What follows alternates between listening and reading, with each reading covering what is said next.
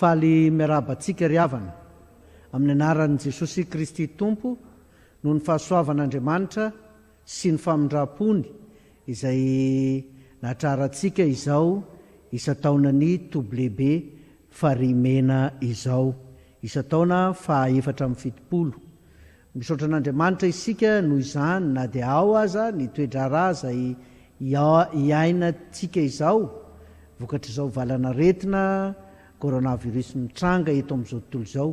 Misaotra an'Andriamanitra isika fa mbola afaka mifampizarany teniny na dia tsy afaka mifanatry tava tahaka izay nataontsika nandritra ny 770 taona izay fa izao dia miavaka fa amin'ny alalan'izao serasera-pifandraisina izao ny fanatrehantsika.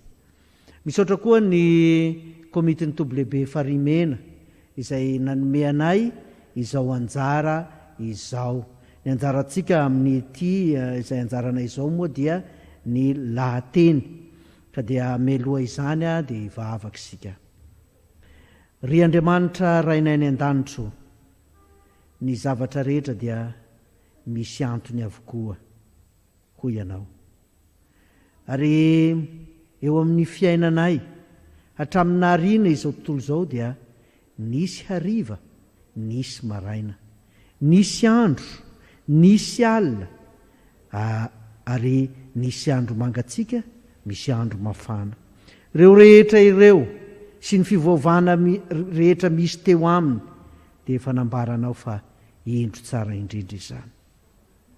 Na dia ao aza ny vokatry ny fahotanay ka mamely anay ny loza maro samihafa fa tsy fivovana araka izay nokendrenao no iainanay, dia efa nambaranao koa fa ireny rehetra ireny dia miara-miasa hahasoa izay tian'Andriamanitra. Dia mangataka aminao ary zahay mba ahita izay tsara avy aminao ao anatin'ny faharatsiana ataon'ilay ratsy izay mikendry ny andavo sy ampisaraka anay aminao. Fa na dia ny fahafatesana aza dia efa nasianao lalana izany handovany mino fiainana mandrakizay. Misaotra anao zahay fa afaka manatanteraka izao isan-taona ny tobilehibe Farihimena izao, na dia amin'ny alalan'ny serasera ihany aza no ifandraisanay. Misaotra fa ianao ane hampipaka any ampony olona tsirairay avy ny teninao, ary mangataka aminao zahay sitrano ny marary, omeo finonam-po ny azo paorina, fahafatesana, ary foan'ny fireharehana ao anatinay ho an'izay tsy marary, fa samy hitady anao hiazakazaka hanatona anao, fa tsy misy famonjena amin'ny hafa, fa tsy misy anarana hafa ho ianao ambany lanitra zo ny olona famonjena afa-tsy ny anaranao irery ihany. Dia mangataka aminao ary izahay, taio ny teninao izay alahatra eto, mitenena fa miaino anao zahay, amin'ny anaran'i Jesosy Kristy Tomponay. Amen. Lahateny no anjarantsika eto amin'ity fotoana ity, ka ny lahateny izay nomenanay dia ny hoe ny hasarobidin'ny famelan-keloka araka ny Isaia toko 1:9 ka hatramin'ny 20. Veriko indray, ny hasarobidin'ny famelan-keloka araka ny Isaia toko 1:9 ka hatramin'ny 20. Ndeha ary ho vakitsika izany tenin'Andriamanitra izany melohan'ny handaharantsika izao lahateny izao.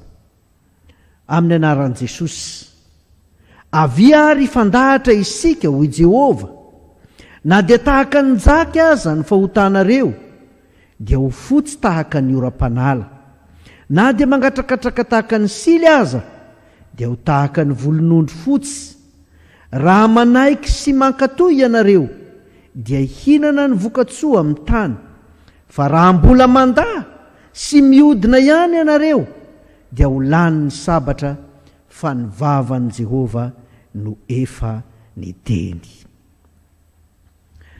Lahateny moa izy ity, fa tsy hoe toriteny, ka ny tenin'Andriamanitra izay nivakiana teo dia natao hanakinana izany lahateny izany, fa ny fototra lehibe izay iorenan'izao lahateny izao dia ny teny hoe ny hasarobidin'ny famelan-keloka. Ny hasarobidin'ny famelan-keloka. Hozaraintsika telo ny fandaharana ity teny voalaza halahatra eto ity. Halahatra voalohany ny hoe ny hasarobidin'ny famelan-keloka.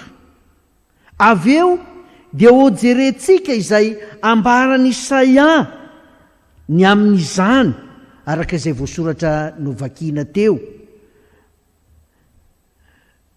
Tsy zava-baovao ireo voambolana ireo eo amin'ny Baiboly, na ny teny hoe sarobidy izany, izay hita ihany miverina 17 ao amin'ny Baiboly, na ny teny hoe koa hoe famelan-keloka, dia mitovitovy amin'izany ihany koa, fa ny sarobidy dia saika ao amin'ny testamenta taloha no ahitana azy betsaka, fa ny famelan-keloka kosa dia miverimberina ao amin'ny testamenta vaovao.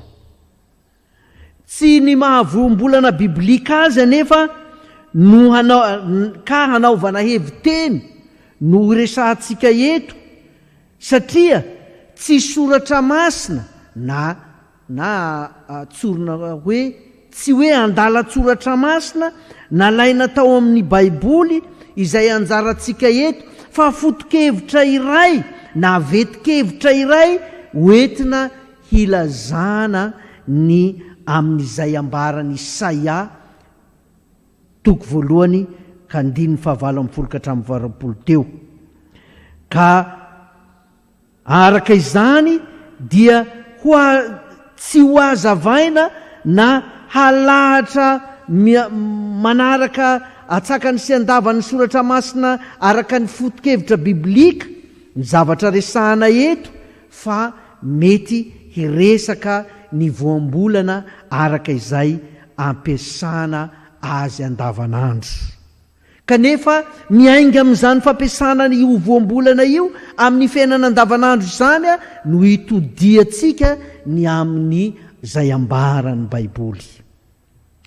Ny hasarobidin'ny famelan-keloka. Ahoana moa izany? Teny voalohany dia hoe sarobidy. Teny roa no mitambatra eto dia ny hoe sarotra sy ny hoe vidy. Ny hoe sarotra dia adikany rakobolana malagasy hoe manahirana, tsy hay atao vetivety, zany hoe zavatra tsy vita atao vetivety. Izany hoe tsy mora atao, tsy mora ny manao azy. Io ny fanazavany rakobolana malagasy ny amin'ny hoe sarobidy, sarotra. Ary ny vidy indray dia ilazana vola na zavatra hafa atao takalo, na izay mety ho setry ny asa na ny toetra nataony olona iray. Anehoana ihany koa ny lanja misy eo amin'ny zavatra iray no ny hatsarany izany na ny hakatony. Ary miresaka takalo raha vao miresaka hoe vidy. Araka izany, ny hoe sarobidy dia milaza zavatra ambony vidina manandanja sy tsy fahita matetika, ary miavaka noho ny hafa ka tsy mora ny mahazo azy. Io no nahatonga an' Jesosy hanao fanoarana ao amin'ny Matio 7:20 ka ny 9:40 izay nilazany ny amin'ilay lehilahy anankiray izay nahita vatosoa sarobidy ka lasa ny varotra ny fananany rehetra ka ny vidy izany. Mety be dehibe ny fananan'ity lehilahy ity fa ilay vatosoa sarobidy mety anankiray ihany, zavatra anankiray, tsy mety ho ngeza koa fa mety ho kely, kanefa tsampany ny asarotra satria miavaka, tsy fahita izany, ka dia nahafoizany izay fananana betsaka teo am-pelantanana. Tsy izany ihany, fa misy koa izay azo anazavana ny hoe sarobidy. Fa indray andro, mbaran'ny testamenta taloha, tamin'ny adin'i Davida tamin'ny Filistina, raha lasan'ny Filistina Betlehema, dia tamin'izay fotoana izay ny miaramilan'i Davida sy Davida dia nitoby taty ivelany, dia nandefa izao teny izao Davida. Hoy ny teniny, engane ka isy ampisotro rano ahy avy ao amin'ny fatsakany Betlehema. Ren'ireo miaramilan'i Davida izany, ireo lehilahy maheriny, ka dia nisy lehilahy maheriny Davida 3 lahy izay nandeha ka namakivaky ny miaramilan'ny Filistina, ary nanao izay ahazahoany matsaka rano ao Betlehema, hahazo rano hosotroin'ity mpanjaka tiany ity. Ary dia nahazo rano tao tokoa ireo lehilahy mahery ireo. Ary tamin'izay, rehefa nentina teo anatrehan'i Davida ity rano ity, dia gaga i Davida raha nanontany andreto lehilahy mahery reto, amin'ny fomba manahoana no nahazahoany izany rano izany. Miaramila izay atahorana ny hiakatra eo, kanefa dia nisy nisisika haka izany rano izany. Tsapany Davida fa takalo aina ity rano ity, ka dia tsy nety nisotro izany izy, ka hoy nylazainy ao amin'ny mpanjaka tantara faharoa tantara voalohany 2:170 hoe sanatria amiko eo anatrehan'Andriamanitra raha hanao izany hisotry ny rano reto olona nanao viveriny ainy reto tamin'ny nakany ity rano ity. Tsy nety ny sotro izany Davida. Izany hoe hitany Davida fa na samy rano aza dia sarobidy loatra miavaka ny rano rehetra ity rano netiny reto lehilahy maheriny reto satria vidiny raha ho izy vidinaina. Io dia entina hanambarana ihany koa ny hevitra hoe sarobidy. Ambaran'ny apôstôly Petera fa ny fanavotana ny mino dia nolazainy fa hoy izy tsy mba zavatra mety ho simba tahaka ny volafotsy sy ny volamena. Zany hoe sarobidy ireo. Mibetsaka ny olona tototry ny tany amin'ny fitadiavana volafotsy sy volamena. Tsy mba izany hoy ny apôstôly Petera no nanavotana anareo tamin'ny fitondrany tena adala fa ny rasoany Kristy. Izany hoe izany dia ambara ao amin'ny Petera voalohany 2:9 sy 7. Araka izany dia hita fa ny hoe sarobidy dia zavatra ambony vidy tsy fahita matetika ka amoizana izay mety ho heverina ho tsara teo aloha fa mbola heverina ho lehibe lavitra sy mamy indrindra noho izany ilay atao hoe sarobidy. Izay ny momba ny fanazavana tsotra mety ho azo hitarina lavabe ihany ny fanazavana ny teny hoe sarobidy. Fa izay no fanazavana tsotra ny aminy.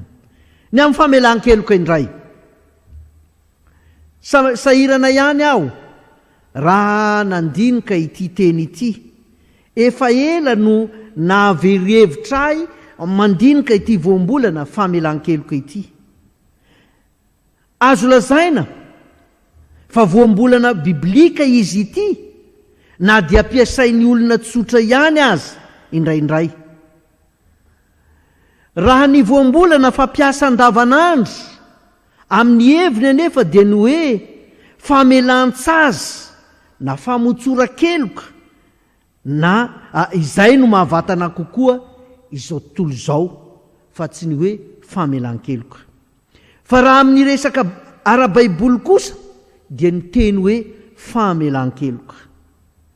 Angamba tsy hitovy fandika na fihevitra amin'ny heviteny biblika izay ny fanambarana amin'ny teny malagasy ny teny hoe famelan-keloka eto. Raha araka ny fihevitro dia lalina kokoa noho ny izay ampiasaina azy amin'ny hevitra biblika anehoana ny hevitra biblika amin'ny teny malagasy ity hoe famelan-keloka ity. Raha dika tsotra dia fanafoanana tanteraka ny fahadisoana na ny heloky ny olona iray ny teny hoe famelan-keloka. Tsy fiheverana izany fahadisoana izany ka manadio azy ho toy ny tsy misy fahadisoan'ny dalana nataony mihitsy. Teny roa no mitambatra amin'ity voambolana ity dia ny hoe famelana sy ny hoe heloka. Ny teny hoe famelana raha sarasaina amin'ny mpanao malagasy amin'ny fitsipitenenana ny teny eto dia ao ny F izay manamarika ny filazana anarana tovina anina ary ny fototeny dia vela izay misy tovana ana. Ao koa ny milaza azy fa ny fototeny dia avela. Heveriko fa tsy dia marina loatra io fanazavana iray io. Ny teny hoe vela izay fototeny amin'ity teny ity dia entiny milaza ny fanaony mpanao fanorona. Ny teny hoe vela hoy ny rakobolana malagasy dia trosa alain'izay resy amin'ny lalao fanorona. Ho an'ny fanoron-dimy dia vato 3 sisa. Ho an'izay mandresy, zay vao mamaly izy.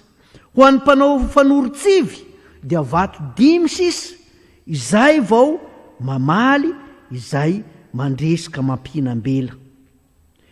Fomba fiteny amin'ny fiteny malagasy ny hoe diso paika ka matim-bela.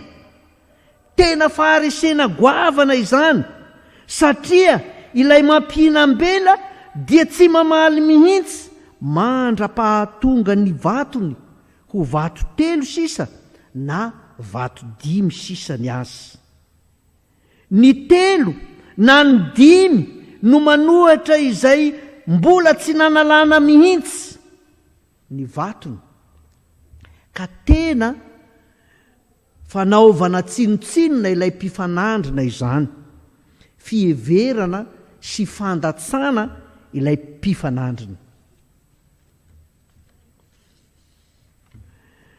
Ahoana indray ny amin'ny heloka. Ny hoe heloka dia tsy hafa fa lazain'ny mpanao rakobolana hoe holikolika na fiviliana, tsy fahitsiana, hadisoana iniana tao na tsia, manao zavatra mifanohatra amin'ny sitrapon'ilay nahary, na ny fiarahamonina, na ny lalam-panjakana, eny fa hatramin'ny lalàny natiora azy. Ary tsy vitsy amin'ny malagasy ny mieritreritra ny amin'izany rehefa nandika ny lalàny natiora, izy dia mieritreritra ho fototry ny fahavoazany eo amin'ny fiainany izany. Ary tahaka izany koa ny fahadisoana eo amin'ny lainahary, na dia tsy fantany aza fa anompoan'ireo zavaboary zany dia heveriny fa miteraka fahavoazana ho azy izany. Ilay zanakadala, lazainy tantarany zanakadala izay nataon'i Jesosy, rehefa nanota izy dia hoy izy, efa nanota tamin'ny lanitra sy teo anatrehanao aho. Zany hoe ny zavaboary koa dia afaka mitsara ka heloka izany. Sazy noho ny fahadisoana na ny fandikan-dalàna tsy teo anatrehany Andriamanitra ihany, fa nateo anatrehany olona sy ny zavaboary koa aza araka ny efa lazaina teo. Ka dia io no mahatonga ny fitenenana hoe voavela, voavela heloka. Ambaran'ny Baiboly fa toy ny hantsana mampisaraka amin'Andriamanitra ny heloka, ary io no lazaina ao amin'ny Isaia 7:50. Fa hoy ny ambaran'ny Isaia 7:50, 2 fa ny helokareo no efitra mampisaraka anareo amin'Andriamanitra, ary ny fahotanareo no mampiafina ny tavany aminareo ka dia tsy miaino izy. Fa ny tananareo dia voaloto amin'ny rà, ary ny ratsan-tananareo amin'ny heloka. Ny molotrareo miteny lainga, ny lelanareo mibedibedy faharatsiana. Araka ny Baiboly, ny heloka dia tsy hafa fa ny tsy fahantanterahana ny sitrapon'Andriamanitra, ka minia miala sy mivily amin'izany sitrapon'Andriamanitra izany ny olona. Adikan'ny Baiboly ihany koa hoe fahotana izany heloka izany, izany hoe ilay fiviliana miala amin'ny sitrapon'Andriamanitra no atao hoe fahotana, fa ny vokatry izany kosa dia atao hoe heloka ka mahatafasaraka amin'Andriamanitra. Misy voambolana maromaro ihany koa ilazany Baiboly ity atao hoe heloka na fahotana ity. Na amin'ny teny Hebreo izany ao amin'ny testamenta taloha, na amin'ny teny Grika ao amin'ny testamenta vaovao. Ilaza vitsivitsiny amin'izany isika. Ohatra, tret hoy ny teny Hebreo izay andikany hoe fahadisoana. Tsegaga ilazany ny amin'ny fiviliana. Ra ilazany ny ratsy. Nebalat ilazany ny fahadalana. Resa ilazany ny amin'ny fitabatabana, ny tsy fanajana izay masina. Avan na aval, asam ilazany ny miolana, ny meloka, ny heloka. Pesa ilazany ny amin'ny fikomiana. Milaza izany koa ny teny Grika ao amin'ny testamenta vaovao, ka hoy izy hamartia. Io no ilazany ny olona izay diso marika. Agnoem ilazany ny tsy fahalalana ny mety atao. Anomia na paranomia, ny tsy fanarahan-dalàna na ny fanaovana izay tsy voatendry ny lalàna. Ofeilema ilazany ny heloka na ny trosy. Hetema ilazany ny tsy fahatongavana ho ohatra. Sy ny voambolana maro samihafa koa, tahaka ny hoe parkoe, partloma, adikia, poneria, kahia, doulos, epitimia, azebeia, sarks, sy ny sisa sy ny sisa. Ireo rehetra ireo dia manambara fa tsy zavatra moramora ny atao hoe heloka. Fa satria ny olombelona nandova ota dia tena mpanota ary tsy misy izay hainy atao afa-tsy ny manota. Ka dia feno fahotana ny fiainany manontolo. Tsy avelan'ny Baiboly hajanonpotsiny anefa izany fa tany sainy ao amin'ny Baiboly. Ndeary ho jerentsika amin'izay izay ambaran'izao lohateny alahatra ho atsika izao. Tena fandrafiana an'Andriamanitra ny ota, ka mahatonga heloka mahatafasaraka aminy zany. Raha izany ary, ahoana tokoa moa ny tian'ity lohateny anjarantsika ity ho lazaina amin'ny hoe ny hasarobidin'ny famelan-keloka, araka izay voalaza amin'ny Isaia toko voalohany resantsika teo. Rehefa jerena ity Isaia toko voalohany ity, dia toaraviny Isaia ao avokoa ny zavatra ho lazainy amin'ny bokin'ny Isaia manontolo. Tany sainy eo ny alahelon'Andriamanitra amin'ny tsy fahaizan'ny Israely makatoa azy, ary dia miantso vavolombelona ny lanitra sy ny tany mihitsy Jehovah Andriamanitra ho vavolombelona izao ady mpanorona ataony amin'ny Israely izao. Miresaka fanorona aho eto satria io no voambolana ampiasainy rakibolana malagasy ny amin'ny hoe mamela, ka dia iainga amin'izany ny fanazavana. Toa vao maika mitombo ny elanelana teo aminy sy ny Israely, na dia miezaka hanakaiky azy aza Jehovah. Tonga toy ny vai maharikoriko ka tsy azo nankekezina mihitsy azy izany. Ka hoy Jehovah ao amin'ny Isaia toko voalohany 1:4 sy 1:9 hoe: indrisy firenena mpanota, olona mahavesan-keloka, taranaka mpanao ratsy, zanaka mpanao meloka. Hatramin'ny faladia ka hatramin'ny loha dia tsy misy izay tsy marary. Io no ilazany ny amin'ny Israely.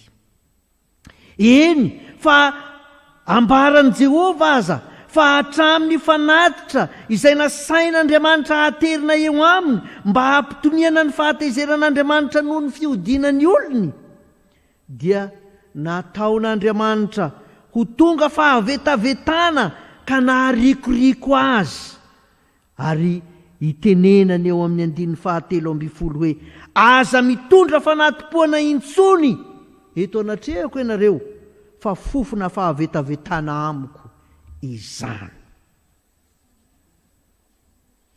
Resy eo anolohan'ny fahamasinana sy ny fahamarinan'Andriamanitra ny Israely. Ireo mpanjaka tany sainy ity toko ity, Ozia, Jotama, Ahaza, Hezekia, dia tsy hoe tsy naharaka izay takian' Jehova taminy ihany, fa ninia niala tamin'izany sitrapon'Andriamanitra izany mihitsy. Fa izao, eto amin'ity andininy anjarantsika ity Jehova dia mampihinam-bela azy ireo. Izay no lazaiko teo hoe miresaka fanorona aho eto. Tsy dia pahay fanorona loatra fa mitaky izany ny fanazavana. Ilay hoe hifandahatra eto dia tsy hoe fanehoan-kery ho an'ny mpandresy, fa fanandratana ilay resy. Fa dinio kely ange ny tenin' Jehova eto fa hoy izy, na dia tahaka ny jaky aza ny fahotanareo dia ho fotsy tahaka ny oram-panala, na dia mangatrakatraka tahaka ny sily aza dia ho tahaka ny volon'ondry fotsy. Mampihinam-bela Jehova. Fandeha ho jerentsika kely ny Isaia 5, fa manaitra ihany io tenin' Jehova io. Fa ahoana no iny ambaran'i Isaia amin'ny 5, to Jehova ihany no manohatra ny teny lazainy. Fa hoy izy, lozany izay milaza ny ratsy ho tsara, ary ny tsara ho ratsy, izay manao ny maizina ho mazava, ary ny mazava ho maizina, izay manao ny mangidy ho mamy, ary ny mamy ho mangidy. Ary ary amin'ny 20 amin'ny Isaia 5 io, amin'ny 17 dia mbola tohizany Jehova ihany izany teny izany, ka hoy izy, ary izay manamarina ny meloka noho ny kolikoly, sy manala ny rariny amin'ny marina, koa toy ny fandevon'ny lelafo ny mololo, ary toy ny fifitsaky ny bozaka midedadeda, dia toy izany no halovany fakany sy hijofoany voniny hanjary vovoka, satria efa mandany lalàn'i Jehova tompony maro izy sy manamavo ny teny masin'i Israely. Koa izany no retan'ny fahatezeran'i Jehova amin'ny olony sy anonjirany ny tanany aminy ka amelezany azy, dia miorooro ny tendrombohitra, ary ny fatin'ny olona dia tonga tahaka ny diky eny an-dalambe. Jehova tsy mandefitra amin'ny fahotana. Kanefa milaza izany eto Jehova, raha eo amin'ny mpanao fanorona, ny mpampihinam-bela, dia mikendry ny ho fandresena ilay mihinam-bela, ary raha resiny dia latsainy fa matim-bela. Fa ny tombo kosa eto dia mampihinam-belan'ny Israely mba ho resy izy, ka miteny hoe raha manaiky sy mankatoy ianareo dia hinana ny vokatsoa amin'ny tany. Ny fikendrena dia ny fanarenana ny Israely amin'ny mahaolony Yahve azy, ny mahaolony Jehova azy. Tsy hoe manana fahamarinana izy ireo, fa hamarinana maimaim-poana. Tsy hoe mandresy, fa ampandresena.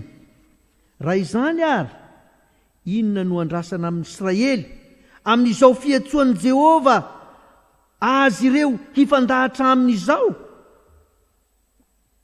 Tsy hafa izay takina aminy fa ny fahatsapahany ny alehibe ny fitiavan'Andriamanitra azy ireo, ho tsampany Israely fa tia azy Andriamanitra. Tarafina indrindra izao lahateny izao amin'ny nanomezan'Andriamanitra antsika ny Jesosy Kristy, zanany, isika izay efa niala sy niodina taminy ary nanamavo ny anarany kanefa dia manaiky teo anoloany horakoraky ny fahavalony Jesosy araka nilazainy ao marika 4:20 hoe ny zanak'olona mandeha tokoa araka izay nandroatana azy. Resy manaiky ho resy ny zanak'olona. Ahoana ary ny hasarobidin'izany famelan-keloka izany ho an'ny omena ve sa ho an'ny mpanome?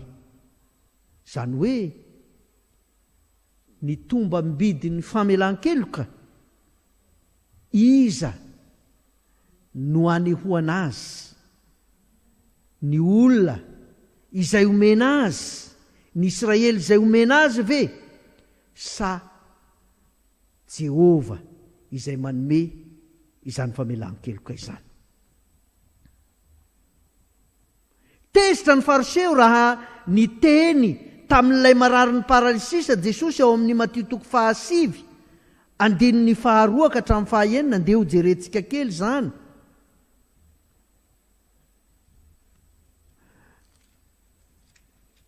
Izao ny voalaza ao amin'ny anaran'i Jesosy. Ary indro nisy lehilahy anankiray marary ny paralisisa nandry tamin'ny fandriana nety ny olona teo aminy. Ary Jesosy noho nahita ny finoan'ireo dia nanao tamin'ilay marary ny paralisisa hoe matoky anaka, voavela ny helokao. Ary indreo ny mpanora-dalàna sasany nanao anakapo hoe miteny ratsy ity lehilahy ity. Fa Jesosy nahafantatra ny eritreriny dia nanao hoe nahoana ianareo no mieritreri-dratsy ao am-ponareo, fa iza moa no moramora kokoa ny manao hoe mitsangana ka mandehana, fa mba ho fantatrareo fa ny zanak'olona manana fahefana ety ambonin'ny tany hamela heloka. Tsy mba fiteny azony olombelona izay resy ny ota isan'andro atao ity hoe mamela heloka ity. Izay voavela heloka ihany na izay tsy manan-keloka ihany no mahazo mamela heloka. Nampirisika atsika nefa Jesosy hamela heloka. Ary io nolazainy ao amin'ny Matteo 1:20 hoe mamela, lazaiko aminareo marina dia marina tokoa. Safady 1:20 tamin'izany andro zany dia namaly Jesosy ka nanao hoe mideranao aho raiko tompony lanitra sy ny tany, fa nafeninao tamin'ny endry sy ny manan-tsaina izany zavatra izany, fa nasehonao tamin'ny ankizy madinika. Dia tsy hafa fa ny famelan-keloka izany. Teny sarobidy. Tsy fantatsika izany fa fanomezana avy amin'Andriamanitra ho atsika, ary tsy hafa izany fa ny fitiavana sy ny fanamarinan'Andriamanitra atsika ao amin'ny Jesosy Kristy. Tamin'ny fahafatesany teo amin'ny hazo fijaliana nitondra ny fahareseny ota antsika izy. Teo no afabela isika, satria tsy azo ny hery ny ota ho azonina tao ampasana intsony Jesosy, fa nitsangana, izany hoe nandresy. Koa dia mandresy koa isika, izany hoe afabela na voavela. Io avitra ataon'i Jesosy io sahady no aseho eto amin'ny Isaia 1 anjarantsika ity. Io avitra nataon'i Jesosy io sahady. Ahoana ary ny tomba bidin'izany famelan-keloka izany? Amin'ny mpandray, zany hoe amintsika olombelona mpanota izay mandray izany. Ahoana ny tomba bidiny amintsika mpandray?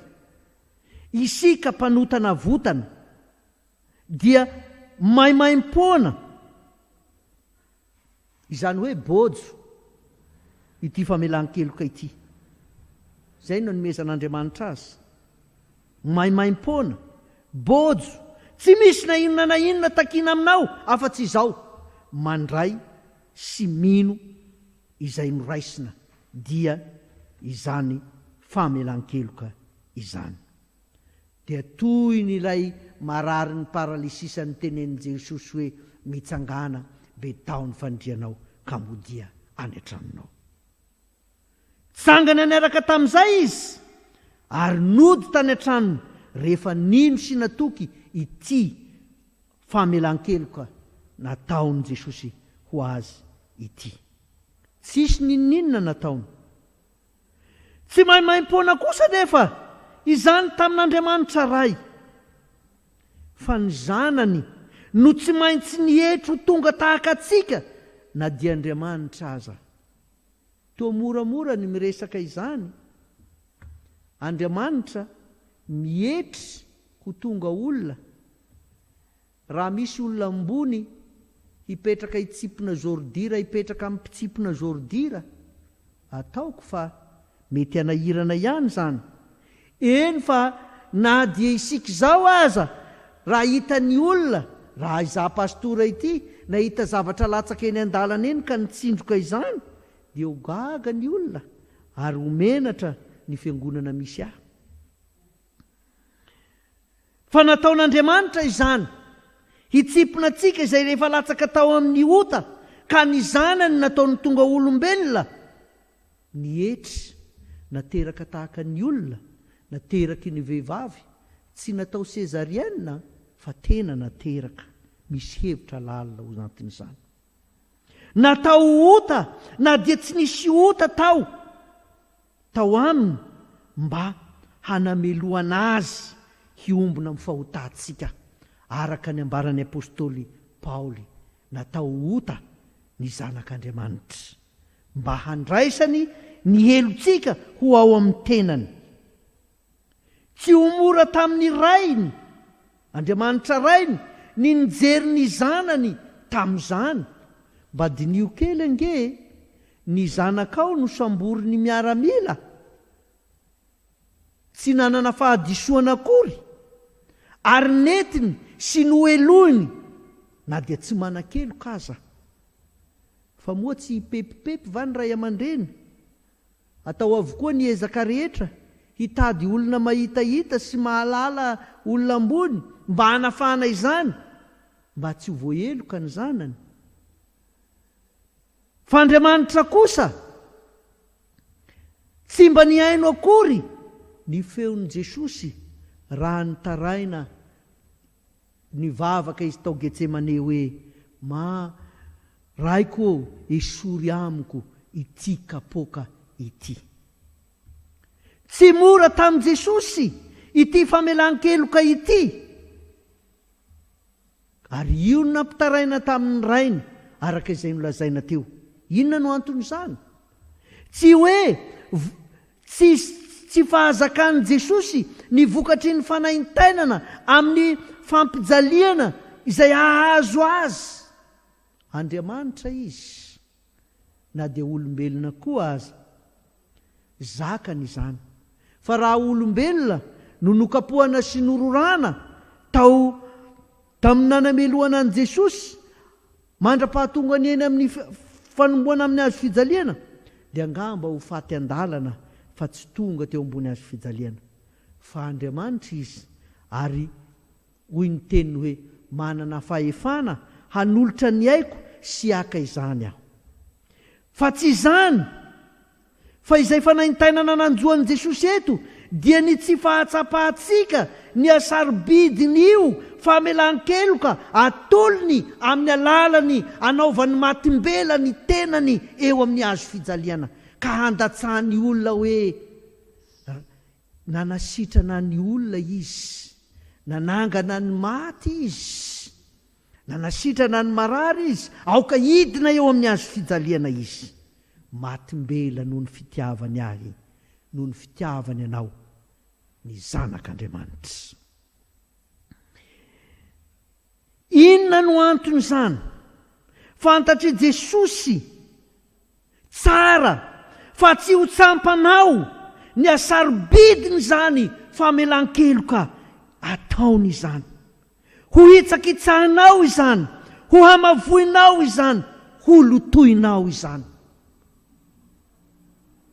Ary tsy hafa fa io ny nilazany Isaia ny zanak'Israely hoe marary avokoa hatrany atapindoha ka hatrany ampaladia. Feno vai tsy mbola voapotsitra satria mbola tamana milomano amin'ny ota ny zanak'Andriamanitra. Hoy ny tenin'Andriamanitra, nahoana no mbola tahasiana ihany ianareo ry zanak'olona. Kanefa na izany aza dia izao, nataony izany mba hampandresena anao, ary io no tombam-bidy ny famelan-keloka, ny hampandresy anao no nanekeny ho resy. Manaiky ho matimbela ny tompo, ka hoy izy mba hanandratany anao, avia ary hifandahatra isika. Hoy Jehova, na dia tahaka ny jaka aza ny fahotanareo, dia ho fotsy tahaka ny oram-panala. Na dia mangatrakatraka tahaka ny sily aza, dia ho tahaka ny volon'ondry fotsy. Raha manaiky sy mankatoy ianareo, dia inana ny vokatsoa amin'ny tany. Fa raha mbola mandasy miodina ihany ianareo, dia ho lany ny sabatra, fa ny vavan'i Jehova no efa miteny. Voninahitra ny eo an'Andriamanitra raisy zanak'ary fanahy masina, izay azy hatramin'ny taloha indrindra ho azy mandrakizay. Amen. Vavaka isika. Mampianaranay Jesosy mba ho fantatray ny hasarobidiny famelan-keloka. Efa noraisinao zanakao teo amin'ny batisa masina izahay, tonga mendrika, ka ny tenanay mety maty, ny tenanay feno loto, nefa natsanganao velona sy nodiovinao. Efa no hamarinonao izahay tamin'ny rahasoany Jesosy Kristy, ka itenenany Jaona apôstôly amin'ny Apokalipsy hoe, iza moa ireo miakanjo fotsy lava ireo? Ireo no efa avy tamin'ny fahoriana lehibe, ary ny akanjo nefa nosasany sy ny fotsiany tamin'ny rano zanak'ondry. Tonga mendrika, tonga mamirapiratra izahay, amin'izany mamindrafo aminay, mba tsy hanamavoanay ny anaranao masina eo anatrehan'izao tontolo izao sy satana fahavalonay. Ampahareto izahay, iraho ny fanahinao masina, hananatra senitsana isan'andro san'andro, mba hiaina amin'ny fibebahana izahay, ka ho fantatray ny tombam-bidiny famelan-keloka sy ny tombam-bidiny ranao, amin'ny anaran'i Jesosy Kristy tomponay. Amen. Dia misaotra antsika rehetra ry havana, naharitra ny aino izany tenin'Andriamanitra izany. Jesosy ane ombantsika tsirairay avy.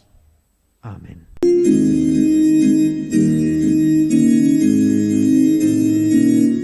Yeah.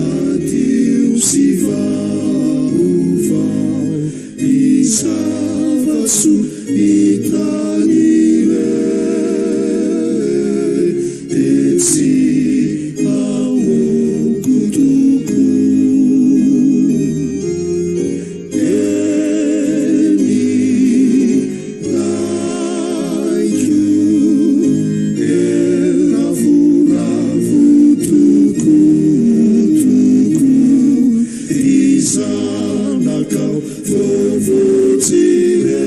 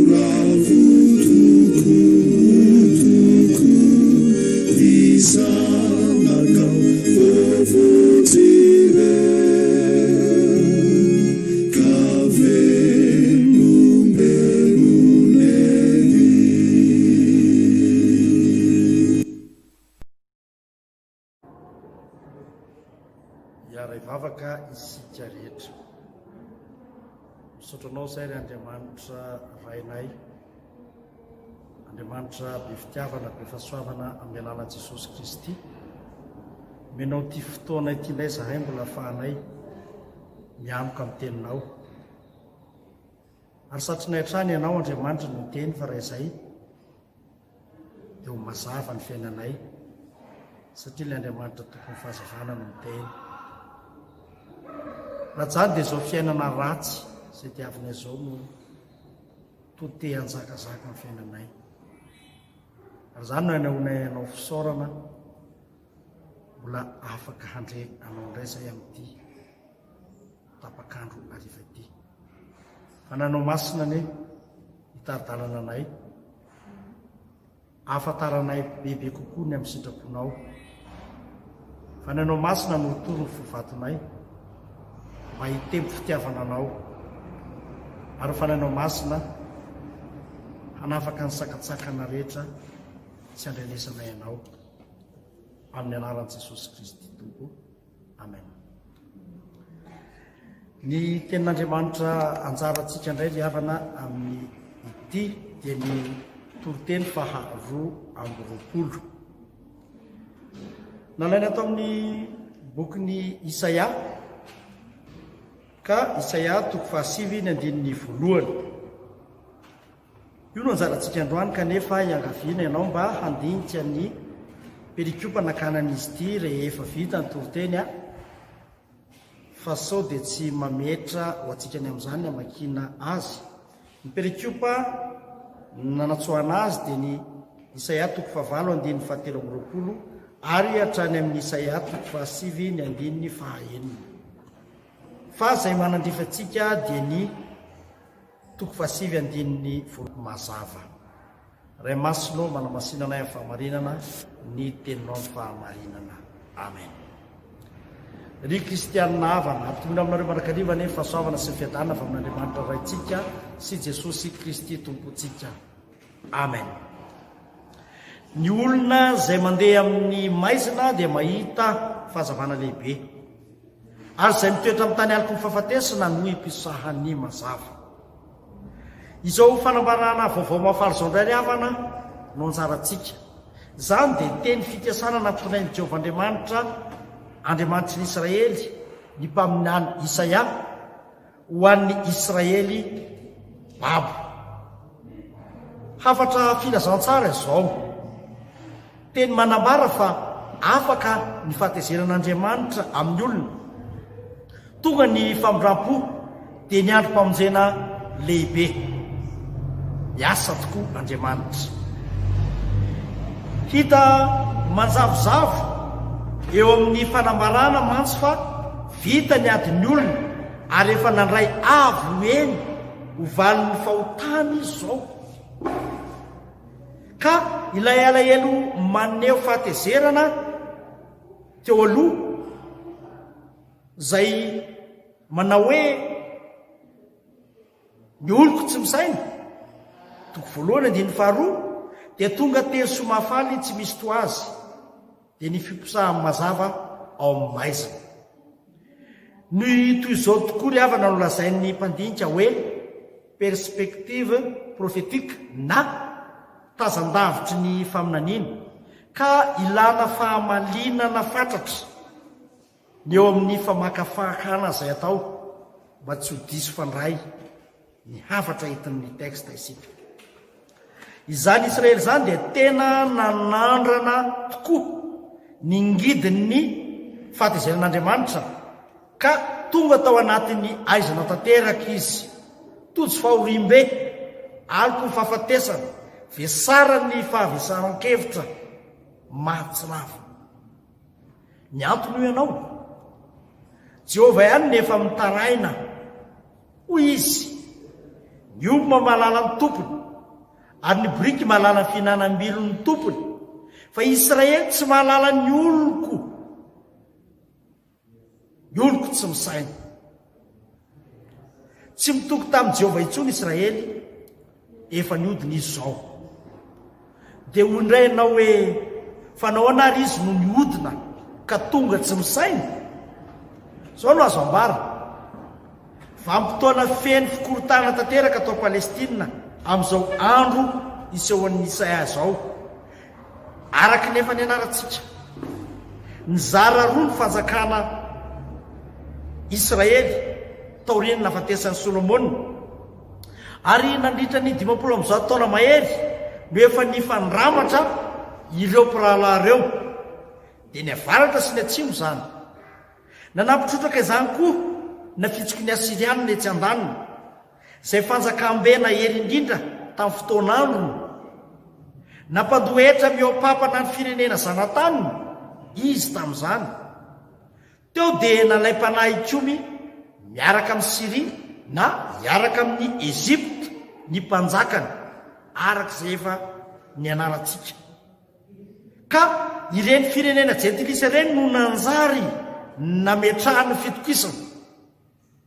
Nitoko tamin'ny sabatry ny jentilisa ilay tany masina. Tsy nanontany an'i Jehovah intsony ny mpanjakany, tsy nanatona amin'ny mpaminany intsony amin'izay ataony rehetra. Tonga ory ary tena ory tokoa Israely hatreo. Fanamariana kely aloha dia izao. Fantatsika moa ry havana fa ny faminaniana avy amin'Andriamanitra dia mitety taona sy fotoana maro ary toerana maro, koa na ny zavatra iseho amin'ny fotoana mbola hoela aza dia toy ny efa eo ambany maso sahady. Io no manahirana ary mahasahirana ny maro amin'ny fandalinana ny Baiboly, indrindra ny amin'ny testamenta taloha. Miariary izany eto fa nandritra ny taonjato maro dia mpaminany maro, mpanompo maro no nondrahan'Andriamanitra hananatra ny olona mba hiala amin'ny ratsy fanao, handeha araka ny sitrapon'Andriamanitra ka hanana finoana sy fitiavan'Andriamanitra izay efa nanavitra azy. Kanefa tsy nandray nianatra izy ireo, fa nanamafy ny fony, nivily na hoe niny vily mihitsy azy, lasa nanompo sampo, nanaraka ny fomba jentilisa rehetra, nampanjaka ny tsirariny ny fitsarana tsy marina mantra tsy ailazaina, ny kolokolo tsy ayambara, ny fahotana rehetra amin'ny endro samihafa dia ny aina nyity firenena masina ty. Izany ny andaniny, fa izao kosa ny ankilana.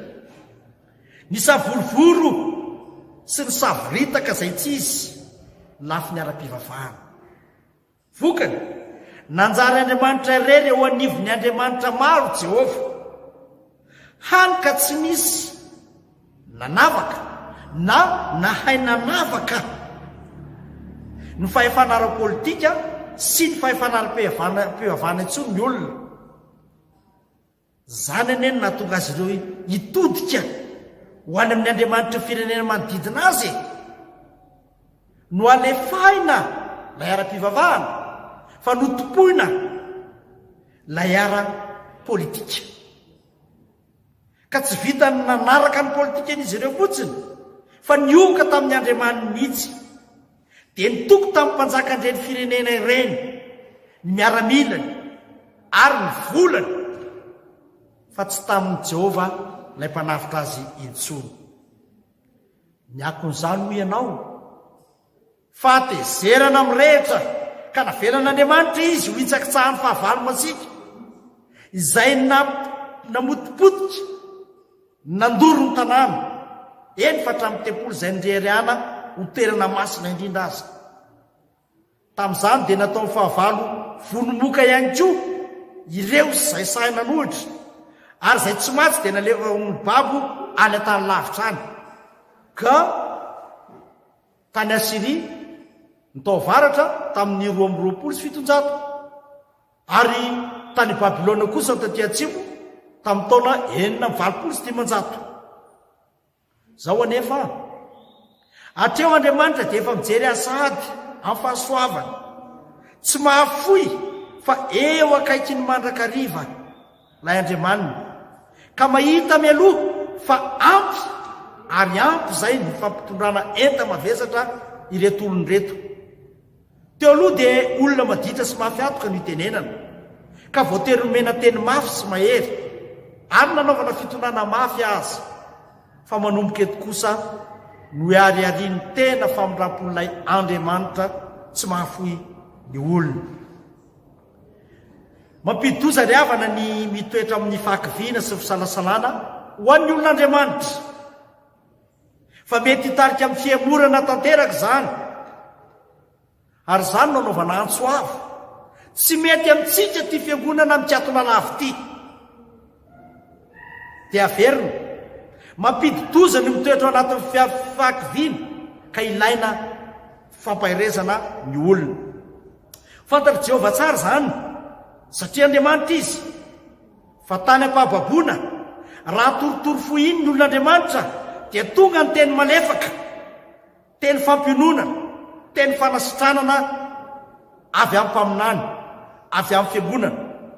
Araka izao asa afatra asaina ambaram-paminany izao, dia io fanevantsika io ny olona izay mandeha amin'ny maizina dia mahita fahazavana lehibe izay mitoetra amin'ny tany aliko ny fahafatesana no imposahany mazava. Izany aizana izany ny fifoazana malala no mbola iainan'ny Israely eto amin'ity perikopy ity, kanefa tonga mamaky azy ny ten'Andriamanitra mampahely manambara fa isy ny fotoana hitsaranana indray, isy ny voninahitra indray. Hiala ny fahakiviana sy ny famoza-po Israely, satria ho tonga ny fahazavana, ho lasa ny aizina izay ny manarona amin'ny tany, fa ny fahazavana kosa no hiposaka. Dia ny voninahitr'Andriamanitra ka tsy ho afa-baraka intsony izy hatreto. Efa ho amin'ny fahasoavan'Andriamanitra izy izao, tsy ho fahatezerana intsony, ka ambaro fa tsy ho amin'ny maizina sy ny fahafatesana. Fampahirezana ry havana tsy mihoatra an'izany, ary ilaina ny sokafan'ny fiangonana hampahirezana ny olona ao anatin'izany fangirifiriana tahaka ny Israely tamin'ny vanim-potoanan'izany. Fanomeza toko fena sy tanteraka tsy mihoatra amin'izao, teny nentin'ny Isaia zao. Eny fa na dia mbola faharavana sy fiainatsarotra azy no iainana sy hitan'ny masony Israely amin'ny fotoana io dia efa manangasangasahady ny fahazavana ka hitsangana izy afatokiny fa marina trano ny tenin'Andriamanitra ho hitany tokoa ny fahazavana, ny famonjena, ny fitahiana rehetra araka ny ambaro amin'ny 15. Foazona ary ny olon'Andriamanitra atoky fa manao ny asany tokoa Andriamanitra fa seho amin'izay fotoanany io fanavotana io efa tonga ny fahazavana ary mbola iseho amin'ny fahafenony ary zany aty aoriana. Io lay tantarain'ny evanjelista ao amin'ny filazantsara fa ny amin'ny Matio no dia tena manohina. Dia ny Matio 4:1-12 ka hatramin'ny 7:10. Ka zay nambaran'ny Isaia amin'izay anjarantsika izao dia naverin'ireo mpanoratra ny filazantsara. Ankehitriny ary dia tonga tokoa amintsika ny tenin'Andriamanitra izay manambara marimarina zava-miafina ao am-pon'Andriamanitra dia ny famindram-pony na dia ho aza ny fitondrana samihafa izay avelan'Andriamanitra handalo amintsika. Hitantsika eo amin'io Matio 4:12-15 zany. Moa tsy fahatanterahany perikop-anjarantsika ve io? Noho izany mitodika amintsika kehitriny indray izao ny fanondro. Isika izao dia tsy latsaka noho ny zanak'Israely fahiny fa nomena tombon-dany lehibebe kokoa aza isika. Ny andro zareo dia fantatsika loatra fa nampahitana fahagagana maro ihany azy izy no tsapaintana ny reny nefa toa tsy nanova na nampiontsy na ny maro akory, tsy nanetsika fon'olona akory azy zany. Fa isika izao kosa nampahitana ny fahagagana lehibe indrindra satria isika toy ny mahita maso an' Jesosy zanak'Andriamanitra izay tonga ety amintsika, tonga nofo, tsy mahita azy amin'ny fahitana isika fa mahita azy amin'ny alalan'ny tantara masina izay rentsika isan'andro ao amin'ny filazantsara. Fa mbola nisy ihany samilaza fa tsy mahita izy ireny satria mbola maizina ny firenena iainany, mbola maizina ny tontolo iainany satria tsy manana ny tenin'Andriamanitra izy, satria miaina amin'ny tsy fahalalana izy. Noho izany miaina ao anatin'ny fahafatesana ihany izy na dia hita olombelona zao azy. Ny mazava ry havana, ny mazava dia ilazana ny tsy fahalalana an'Andriamanitra, ny tsy fahalalana ny marina, ny fiainana anjakan'ny lainga, ny fitiavatena, ny fifankahalana, ny fampoatsampy, ny fahalitoana rehetra, ny tahotra amin'ny fahafatesana ary zany rehetra zany dia tsy inona fa fahaverezana nazo lazana azy. Ny mazava kosa, ny mazava dia ny fahamarinan'Andriamanitra, ny fahamasina, ny fitiavana, ny fidinany amonjy ny olona ary zany rehetra zany eo aminy dia miteraka fiainana, fiadanana, fifankatiavana ary ny fahadiovana amin'ny endriny rehetra. Ny mazava dia ny miaina amin'ny finoana, ny fiankinana amin'Andriamanitra, miaina amin'ny teniny, matoko ny fahasoavana ary miaina amin'ny fahadiovana rehetra. Ka izao ny ampiariariana zany fahazavany any Jehova izany no ny fidianan'Andriamanitra ny Israely hatramin'ny voalohany ka ho hita ho mazava eo anivon'ny tontolo maizina izy.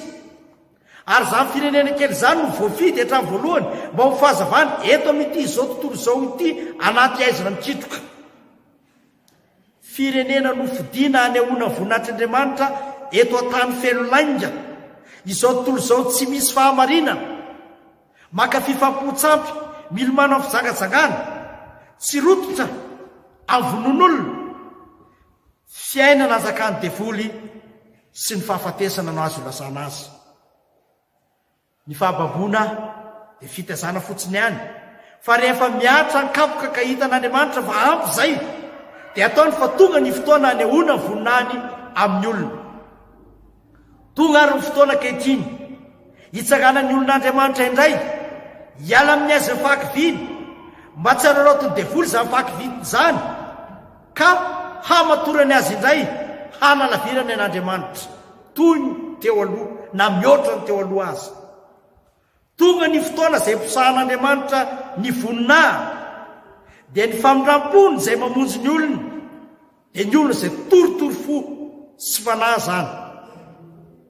Izao voninahitr'Andriamanitra tiany aseho zao dia ny fanjakan'ny fiadanana, ny fahamarinana, ny fanjakan'ny tena fahasambarana.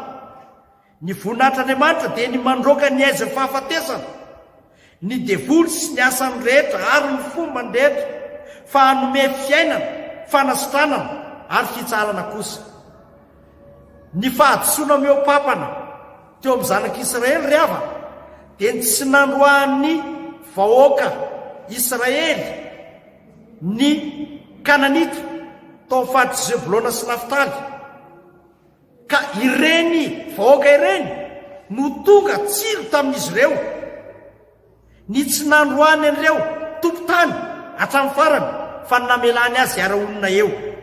Fa ny amintsika kosa ny voninahitr'Andriamanitra dia ny mandroaka ny aizy ny fahafatesana dia ny devoly sy ny asany ary ny fombany rehetra. Tamin'ny androm-paminany dia efa tonga tokoa fahazavana, efa naseho tokoa ny voninahitr'Andriamanitra tany nanafahan'ny olona tamin'ny fahababoana, kanefa fantatsika fa ny tena fiseho voninahitr'Andriamanitra dia natoravan'i Jesosy ho tonga nofo hamonjy izao tontolo izao.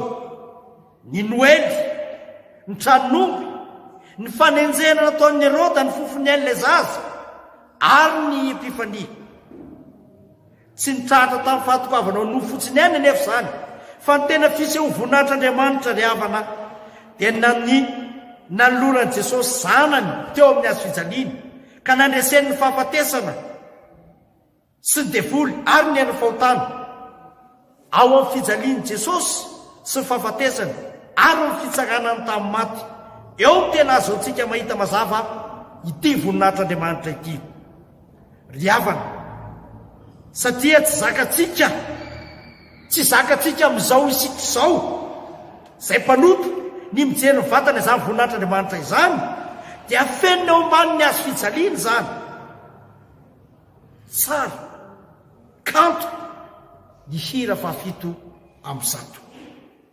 Noho ny hazo fijaliana dia mahita ny vatana fitiavan'Andriamanitra isika dia ilay voninahitra mamonjy izao tontolo izao. Izany no sitrapony voalohany indrindra mba hitondrantsika ny fahoriana rehetra, ny fahotana rehetra, ny aiay rehetra, ny fahalementsika rehetra ho eo ampotony hazo fijalian'i Jesosy, mba hazontsika ny famelan-keloka, ny fanasitranana, ny fanafahana, ny fatorana sy ny fahazaran-dratsy rehetra, ka mba ho hita ny mahazanak'Andriamanitra atsika. Dia hoy Jesosy, makanesa ty amiko ianareo izay miasa fatra sy maveza teta, fa izaho hanome anareo fitsaharana. Matio 1:20. Tonga amintsika tokoa ny fahazavana amin'izao andrenesantsika ny anarana Jesosy izao, amin'izao androm-pivoazana lehibe izao. Tsy isika ry havana namorona fotoana, fa Jesosy no mbola manome tao-pahasoavana ao antsika mba hahazoantsika hanatona azy, ka hiala maizina izay nahazatra antsika. Androm-pahasoavana tokoa izao araraoty mba andresena fahazaran-dratsy rehetra, ny asan'ny nofo tsy mahavoka soa, ny fahakiviana, ny tsy finoana, fa izany rehetra izany no mampatonga antsika tsy hanam-pahazavana eo amin'ny fiarahamonina. Fa indraindray dia toa takona tanteraka azy, ka toa tsy misy hafa fa ao amin'ny maizina ihany ny fiainany sasatsasany amintsika. Eny, Jesosy nefa tonga amintsika ka tsy toetra maizina intsony isika, na famoiza-po zany, na fisalasalana, na ny asa nofo, na fahazaran-drasy izay ilomanosona izao tontolo izao. Ary maka fanahy atsika koa ireny, fa hitsangantsika ka anatona isan'andro lay mazava. Tsy misy intsony tempoly, efa rava ilay tany Jerosalema, fa isika tsirairaindray zao ny tenantsika ny tempolon'Andriamanitra itoeran'ny fanahy no Jesosy Kristy ary dia izao saronan'Andriamanitra vonahy isika tafiany fahamarinany Jesosy isika ary rakofany ny fanahy masina izay tsy mbola hitan'ny Israely fahiny dia tonga mazava amintsika ankehitriny miposaka amintsika ny azo fijaliany Jesosy Kristy ny fijaliany ny fahafatesana ary mitsangana tamin'ny maty mahery ny azo fijaliany Jesosy Kristy satria tena asa fitiavan'Andriamanitra feno sy tanteraka izany ka manafaka atsika amin'ny herin'ny maizina rehetra mba tsy homenatra ny anambara izany isika na amin'ny teny na amin'ny fitondran-teny fa ilaza ny atsara n'ilay ny antso atsika ho amin'ny fahazavahany mahagaga. Petera voalohany toko 2:9-7. Diavana novidiny lafy tokoa isika navodana ho afaka tamin'ny fitondran-tena adala izay azontsika tamin'ny entin-drazana tsy tamin'ny volafotsy na volamena fa tamin'ny rano Kristy toy ny rano zanak'ondry tsy misy kilema tsy misy petipetina. Tsy mitondra fanatitra ho an'i Jerosalema intsony isika fa mifanatitra tokana dia nataon'i Jesosy Kristy fanatitra noho ny ota zao tontolo zao ary manana anjara amin'izany izaho ianao nefa ny Jesosy mitrosa rehetra fa ny anjarantsika dia ny manolotra ny fanatim-pisaorana ary ny fanatim-pisaorana voalohany indrindra dia ny tenantsika hatolotra ho an'ny tompo amin'ny fanambarana ny mazava eo amin'ny fiainantsika araka ny tenin'ny Paoly apôstôly amin'ny Romanina 12 manao hoe koa amin'izany rahalahy magataka aminareo aho no famindrampon'Andriamanitra mba hatolotra ireo ny tenanareo ho fanatitra velona masina sitak'Andriamanitra dia fampopanahy mety ataonareo izany ary aza manaraka amin'ny fanaon'izao tontolo izao fa miovah amin'ny fanavaozana ny saina hamantaranareo sitrapon'Andriamanitra dia izay sady tsara no marina no ankasitrahana saronana voninahitra isika kanefa voninahitra entina hanompo izany entina hanitona ny hafa satria Jesosy izany voninahitra hatafy izany fa tsy voninahitra irehirehana isehosehoana ideadiavana na hamony tena rakofana ny fahamarinantsika ary tafiana ny fanahy masina. Andriamanitra ne hitahiry atsika hoe ambanin'ny fahasoavany mba hanarona atsika handrakotra atsika ary any masina atsika ho tanteraka amin'ny andro izay isehoan'i Jesosy Kristy. Voninahitra ny eo an'Andriamanitra ray zanaka ary fanahy masina izay hatramin'ny taloha indrindra ka ho mandrakizay mitsangana raiso ny fitahina ny fahasoavan'i Jesosy Kristy tompo sy ny fitiavan'Andriamanitra ray ary ny firaisana fiombonana ao fanahy masina ho aminareo mandrakariva hatramin'izao mandrakizay. Amen.